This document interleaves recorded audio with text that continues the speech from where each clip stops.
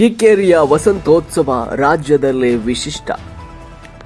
ಕೃಷ್ಣರಾಜಪೇಟೆ ತಾಲೂಕಿನ ಕಿಕ್ಕೇರಿಯಲ್ಲಿ ದೇವರ ಸೇವೆಯಲ್ಲಿ ಮಾಡುವ ಉಪಚಾರಗಳಲ್ಲಿ ಸಂಗೀತ, ನೃತ್ಯ, ನಾದ ಮುಂತಾದ ಸೇವೆಗಳು ನಡೆಯುವುದನ್ನು ನಾವು ಕೇಳಿರ್ತೇವೆ. ಆದರೆ ಕಿಕ್ಕೇರಿ ಗ್ರಾಮದಲ್ಲಿ ನಡೆಯುವಂತಹ ವಾರ್ಷಿಕ ಕಿಕ್ಕೇರಮ್ಮನ ಜಾತ್ರೆಯಲ್ಲಿ ದೇವಿಗೆ ಅಶ್ಲೀಲವಾಗಿ ಬೈದು ಸೇವೆ ಸಲ್ಲಿಸುವ ವಿಚಿತ್ರ ಸಂಪ್ರದಾಯ ಕಾಲಾನುಕಾಲದಿಂದಲೂ ಕೂಡ ನಡೆದುಕೊಂಡು ಬಂದಿದೆ.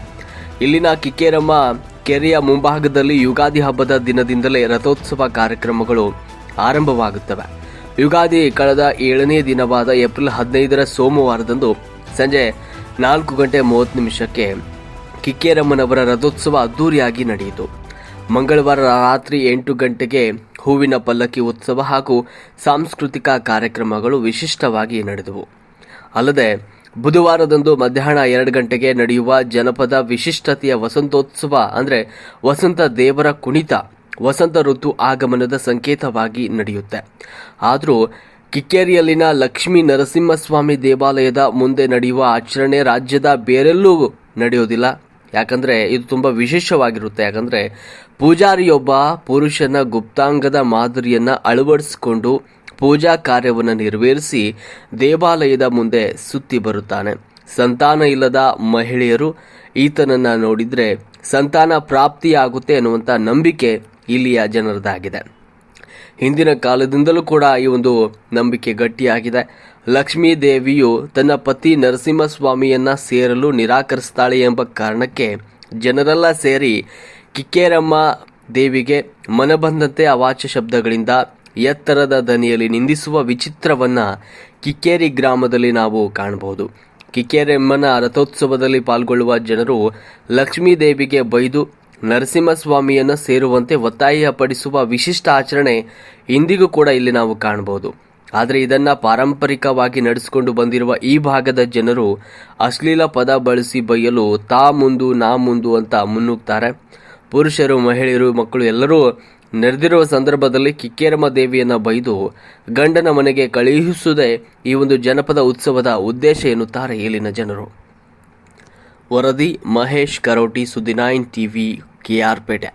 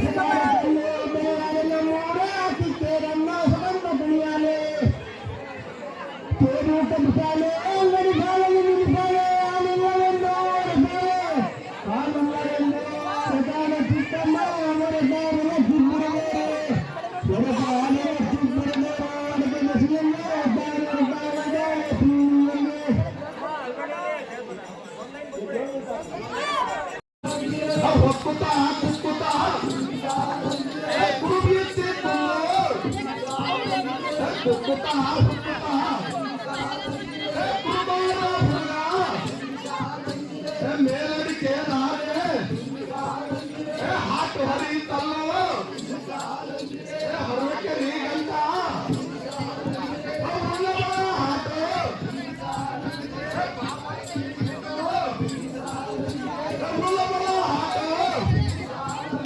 ಪೂರ್ಣದಲ್ಲಿ ಹೊರಟು ಕಾಲಿಗಿತ್ತು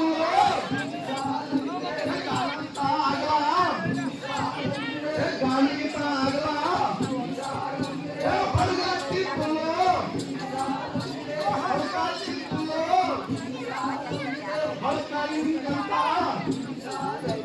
ಹಳಕಾಯಿ ಗಂಟ ಕುಂಬಾಟಿತ್ತು ಕುಂಬಕ್ಕ ಅಗಲ ಕುಂಬಕಾಯ ಅಗಲ ಕುರುಬಾರ ಹುಡುಗ